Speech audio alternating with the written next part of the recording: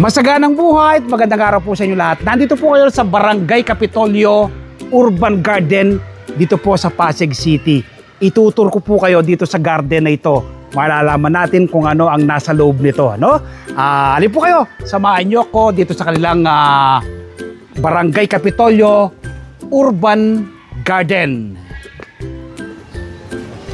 Dito po kami sa tanim lang patola, kakaiba po yung variety ng patola, no? Ayan, may bunga po siya at ano po ito hindi ko alam kung anong to. Hindi kamukha ng native nating variety. Tapos ito na naman kanilang mga tanim na gabi, no? Sa gabi malaking pakinabang, no? Napakaganda po ng kanilang garden na to, luntian, meron po silang kalamansi diyan.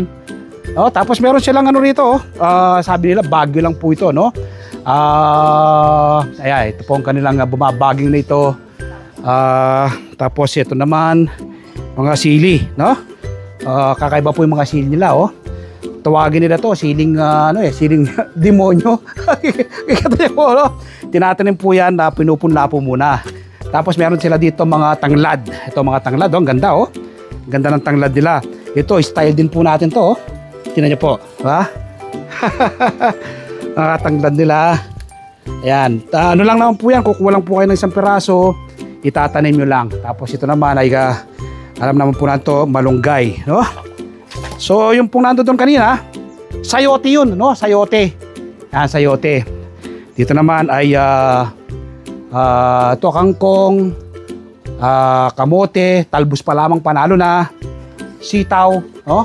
Papasok ako dito sa kanilang ilalim ng kanilang balag, no?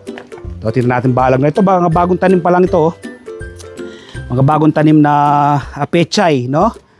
Tapos yung kanilang mga tanim na talong. Ayan, matindi po yung kanilang mga tanim na talong. Meron po siyang meron siyang shade, no? Para kapag umuulan hindi siya direktang tatama yung patak ng ulan sa mga halaman. Maganda po yung mga ganyan.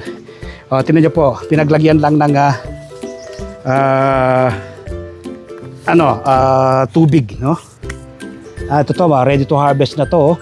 Bagamat hindi ganong kagandahan, pero pwede na rin kasi maulan ngayon. Kapag maulan, yung pong peche kasi naapektuhan yung kanilang mga ugat. Yan, ikot tayo dito. Alright, so yan, meron siyang spinach dito, spinach. Ito, spinach. Napakadaling patubuhin po ng spinach, no?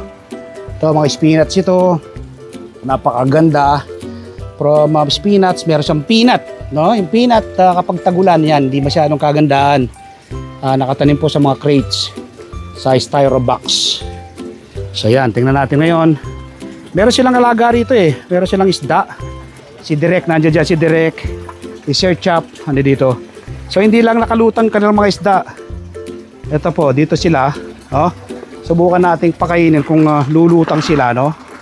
Natin napakainin natin, Mga tilapia po yung kanilang alaga rito. Kaya kapag ang mga tilapia kasi kapag hindi pa sila nakalutang. Ayan, tingnan natin. Ayan, lulutang na yan. Nakikita yung pagkain. Takot sila, no? Pero kanina nakalutang lahat. Ayan. Ayan, tingnan natin. Banda rito yan. Ayan, nakikita na yung iba, Yung iba. Ito. So, tilapia. Ang tilapia po within 5 months. Kapag na-load mo yan, na fingerlings pa lang, within 5 months pwede ka nang umarbest. Ang sukat po niyan, mga 5 finger. So double purpose po, meron ka ng pang inihaw, pang prito sa tilapia, meron ka ng panggulay, no? Sa pusod ng Maynila, sa gitna po ng mga matatayog na gusali, dito po sa Barangay Kapitolyo, Pasig City, meron silang ganitong napakagandang garden. Sabi nga po ni Ma'am Remilyn, ang pag-garden ay nalilibre na yung kanilang pang-ulam, nakaka-relax pa, tanggal stress, makatitiyak ka masustansyang pagsasalo ng buong pamilya at malaking katipiran sa ating mga kababayan. Si Ma'am Remilyn, kababayang tao, nagawa po niya magtanim. How much more na ikaw na nanonood sa akin ngayon, magagawa mo rin ang magtanim. Invite ko po kayo. This coming Sunday, panoorin po ninyo ang aming TV show na Masaganang Buhay at ang guest nga po natin ay si Mama Remilyn. Tiyak po ma-inspire kayo, ma-educate kayo at ma-motivate sa pagtatanim ng sariling pagkain. Napapanood po Masaganang Buhay alas 7 hanggang alas 8 ng umaga sa 1PH Signal TV Channel 1 ng TV5. Malayo na po yung narating ng Masaganang Buhay dahil season 20 na, episode 2 itong kay Ma'am Remilyn, ano? Malayo nang narating pero ako'y naniniwala with God grace, malayo pa ang mararating. Happy farming po. God bless. Bye-bye.